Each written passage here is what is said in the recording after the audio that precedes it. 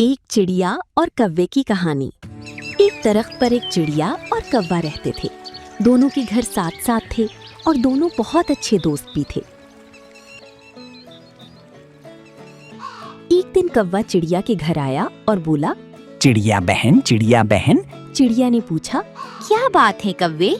कव्वा बोला, मेरे घर में खाने के लिए कुछ नहीं है, क्यों ना आज हम मिलकर खिचड़ी बनाएं?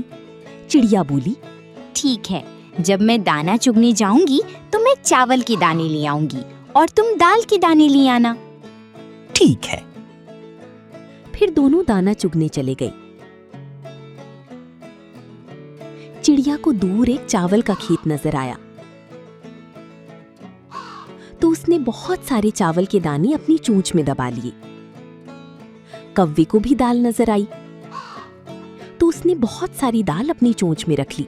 फिर चिड़िया लाई चावल के दाने और कव्वा लाया दाल के दाने। वापस आकर दोनों खिचड़ी बनाने लगे। फिर आहिस्ता आहिस्ता खिचड़ी पककर तैयार हुई और जब खाने का वक्त आया तो कव्वे ने चिड़िया से बोला, चिड़िया बहन, जाओ अपनी चोंच धोकर आओ, तुम्हारी चोंच बहुत गंदी हुई है। चिड़िया बोली, तुम भी जाओ अपनी चोंच धोकर आओ, तुम्हारी चोंच भी तो गंदी हुई है। कव्वा बोला, नहीं, पहले तुम जाओ। फिर चिड़िया गई चोंच धोने।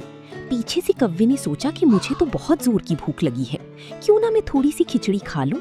और फिर वो लगा खिचड़ी खाने और फिर देखते ही देखते सारी खिचड़ी खा गया। जब उसने सारी खिचड़ी खा ली तो सोचने लगा कि अब तो चिड़िया बहुत गुस्सा करेगी और जाकर दरख्त के पत्तों में छुप कर बैठ गया। जब चिड़िया वापस आई और देखा कि बर्तन खाली है तो उसे बहुत गुस्सा आया।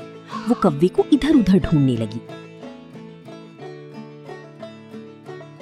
उसे अचानक दरख्त के पत्तों में बैठा हुआ कव्वा नजर आया।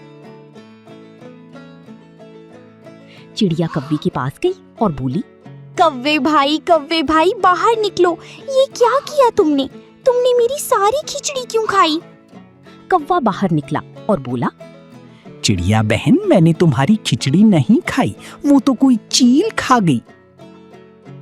चिड़िया ये झूठ सुनकर बहुत उदास हुई और सोचा कि अब वो कव्वे से दोस्ती नहीं रखेगी। वो वापस अपने घर आई और जो गंदुम के दाने अपने घर में रखे हुए थे वो खाई और सो गई। जब रात हुई तो कव्वे के पेट में दर्द शुरू हो गई। उसने बहुत ज्यादा खिचड़ी जो खा ली थी।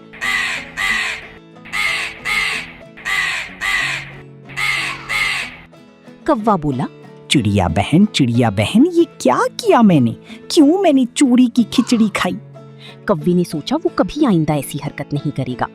सुबह हुई, चिड़िया दाना चुगने जा रही थी। कव्वा बोला, चिड़िया बहन, मुझे माफ कर दो, मैं आइंदा कभी लालच नहीं करूंगा और ना ही कभी झूठ बोलूंगा। चिड़िया अच्छे दिल की मालिक थी। उसने कव्वे को माफ कर दिया और वो फिर से अच्छे दोस्त बन गई।